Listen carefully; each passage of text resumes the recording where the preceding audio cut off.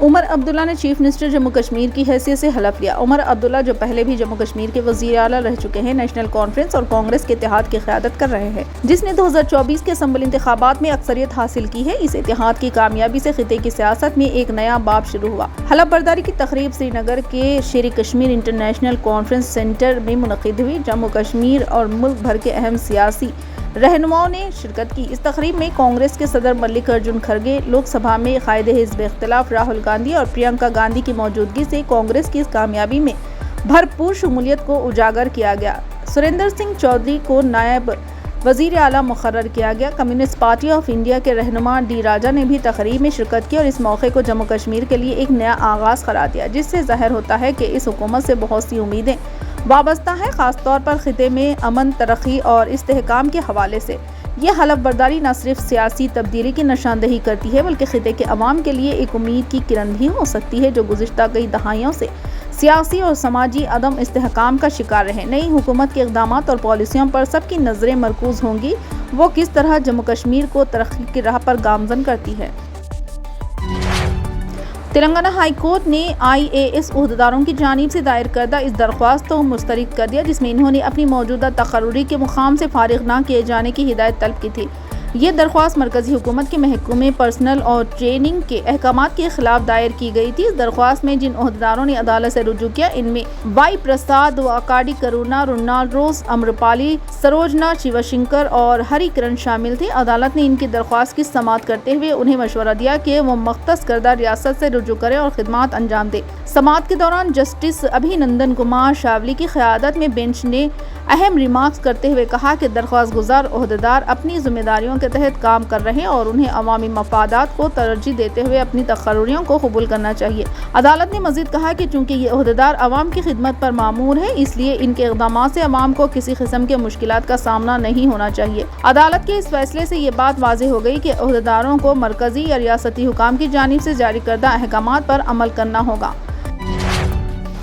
دیوالی کے تہوار چند دنوں میں آنے والے ہیں، ایسے میں بازار میں جم کر خرید و فروخت ہوگی۔ اس موقع سے فائدہ اٹھانے اور صارفین کو راغب کرنے کے لیے مختلف کمپنیاں مختلف اسکیمیں اور آفرز دے رہی ہیں۔ آن لائن شاپنگ کمپنیاں بھی اس میں پیچھے نہیں ہیں، وہ آفرز اور سیلز بھی لے کر آئی ہے تاکہ لوگ گھر بیٹھے خریداری کر کے ان آفر سے فائدہ اٹھا سکیں۔ ایسے میں جعلساز بھی سرگرم ہو گئے ہیں اور مصنوعات پر آفرز کی آڑ میں کمپنی کے ناموں سے ملتے جلتے نام استعمال کر کے فراڈ کرنے میں مصروف ہے۔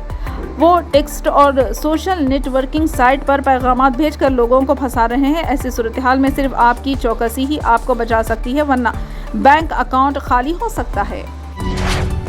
آندھرا پردیش کے وزیر اعلیٰ نارا چندرا بابو نائیڈو کو انفورسمنٹ ڈائریکٹوریٹ نے مبینہ طور پر 371 کروڑ روپے کے skill development corporation scheme case میں کلین چٹ دے دی۔ اس معاملے میں نائیڈو کو 53 دن جیل میں گزارنے پڑے۔ ضمانت پر رہا ہونے کے بعد وہ آندھرا پردیش اسمبلی انتخابات میں اکثریت حاصل کرنے کے بعد وزیر اعلیٰ بنے اور اب انہیں ED سے کلین چٹ ملنے کے بعد بڑی راحت ملی، اگرچہ ED نے باضابطہ طور پر اس کی تصدیق نہیں کی ہے۔ ذرائع نے چہارشنبے کو بتایا کہ ایک دن پہلے منگل کو آندھرا پردیش کے وزیر اعلیٰ نارا چندرا بابو نائیڈو کو 371 کروڑ روپے کے اسکل ڈیولپمنٹ کارپوریشن گھوٹالہ معاملے میں کلین چٹ دے دی گئی ہے۔ نائیڈو کو گزشتہ سال اس وقت کی جگن موہن ریڈی کی زیر قیادت حکومت کی جانب سے شروع کی گئی تحقیقات کے دوران گرفتار کیا گیا تھا۔ انہیں 53 دن جیل میں گزارنے کے بعد 31 اکتوبر 2023 کو اس معاملے میں ضمانت مل گئی تھی۔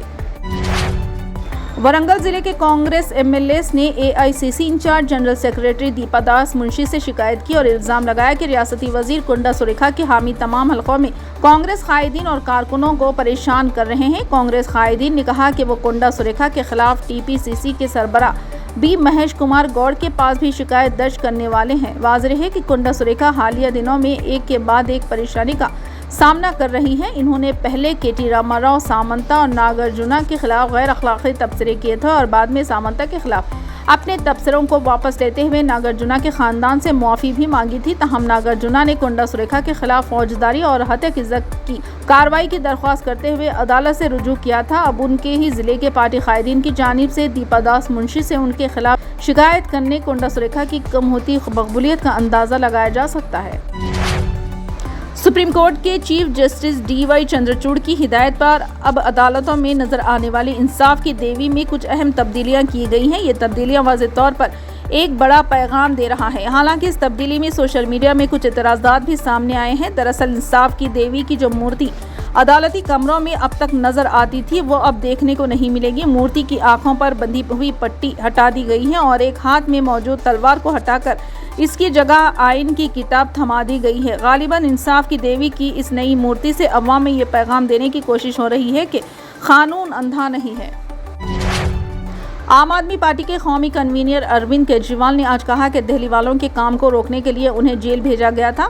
کیجریوال نے آج یہاں ایک عوامی رابطہ مہم شروع کی جس کے تحت پارٹی کارکنان 29 اکتوبر تک گھر گھر جا کر سابق وزیر اعلیٰ کو جیل بھیجنے کی اصل حقیقت بتائیں گے۔ انہوں نے دہلی کے عوام کے نام اپنے خط میں کہا، ان لوگوں نے مجھے 5 ماہ تک جیل میں رکھا۔ فی الحال کے لیے بس اتنا ہی۔ دیکھنے کے لیے شکریہ۔